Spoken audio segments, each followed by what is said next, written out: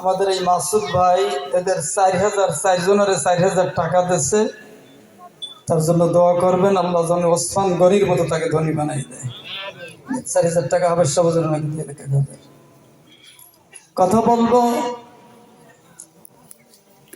কোরআন শরীফ যা শুনলেন, এখন সারা রাত যদি তেলাওয়াত করে মন কি বলেন, চোখে পানি আসার কথা কি না বলেন?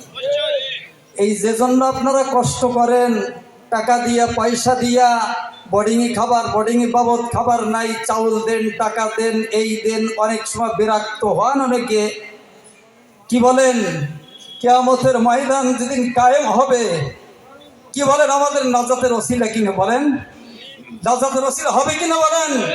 সবাই আমরা একসাথে, আল্লাহ যদি এই সহযোগিতা যারা করবেন, কিয়ামতের ময়দানে এই সমস্ত তালবে ইলম আপনাকে আমাকে ধুয়ে যাইতে পারবে না, কোনো মতে সম্ভব না, কোনো মতে সম্ভব হবে না যাওয়া, নিয়ে যাইতেই হবে।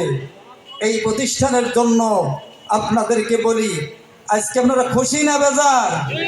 মাদ্রাসা যে অবস্থায় দিয়েছিলেন, কোন অবস্থা বুঝছেন, এবার কত দূর গেছে আল্লাহর রহমতে, আপনাদের দোয়া। কালেকশনে মাদ্রাসা চলে না, মাদ্রাসা চালায় কে বলেন? কিসে চলে বলেন?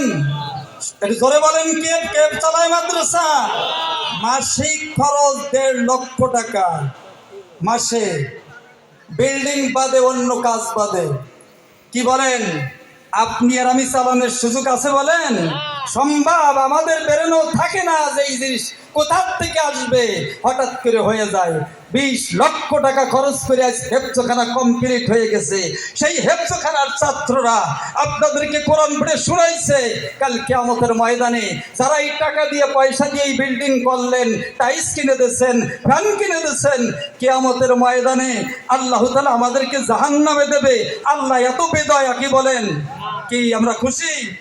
এজন্য মাদ্রাসার জন্য একটু চেষ্টা সবাই মিলে, বোর্ডিং এবং এই মাদ্রাসায় দান সকাত একটু বেশি বেশি করতে রাজি তো ইনশাল্লাহ? কি সবাই রাজি তো? মন একটু নরম করেন।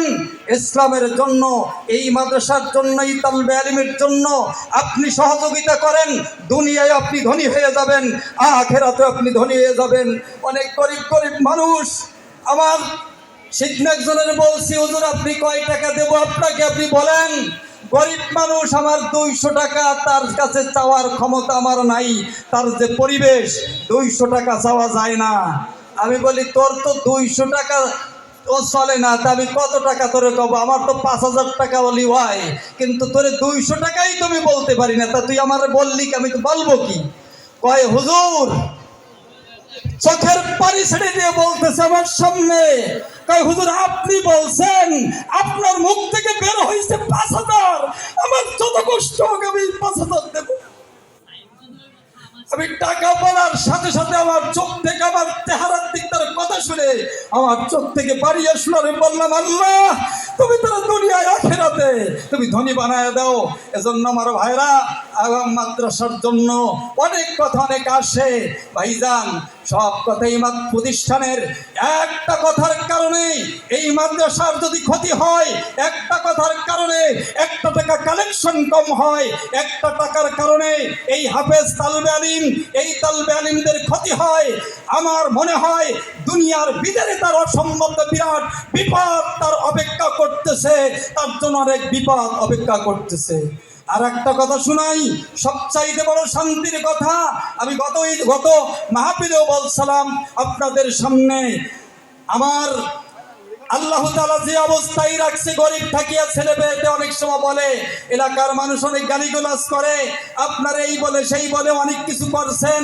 আমি বলছি, শোনো বাবা, তোমার ভাত দিতে পারো, অনেক কিছু দিতে পারো, একটা জিনিস দিতে পারবা না, ফজরের নামাজের বাদ এই 100 তালবে ইলম, কয়েকজন আলেম হাফেজ মুফতিদেরকে নিয়ে হাত জাগাই, যখন চোখে পানি কোন থেকে এই তালবে ইলম নিয়ে হাত জাগাই, আমি মনে করি এই গ্রামের, এই পৃথিবীর যারা কবরস্থানে শোয়া আছে, পৃথিবীর জন্য দোয়া করা হয়, পৃথিবীতে মাটির নিচে যত মানুষ কবরে আছে, ইমানদার মানুষ, তাদেরকে আল্লাহ নাজাতের ব্যবস্থা করে।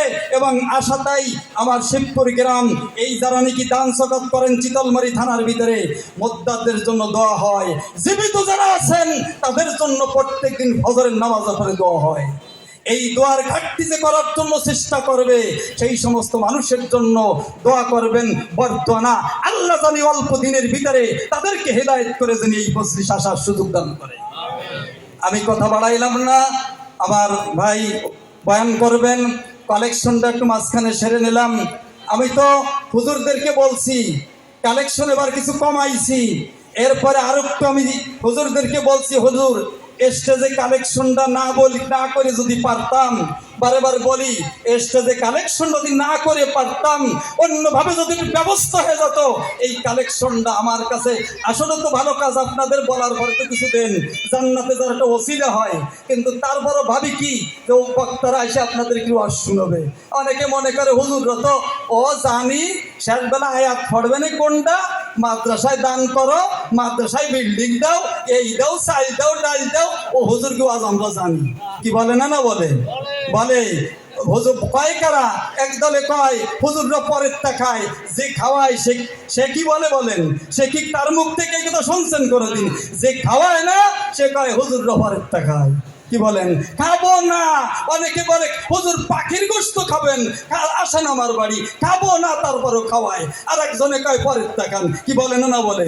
আল্লাহ তাআলা সমস্ত মানুষদেরকে হেদায়েত করুক, আর এই জান্নাতের বাগিচায় আমরা পানি ঢালতে পারি ইনশাআল্লাহ, আল্লাহ তাআলা তৌফিক দান করুক। সবাই বলেন আমিন। ওয়া আখিরু দাওয়ানা আলহামদুলিল্লাহি রাব্বিল আলামিন।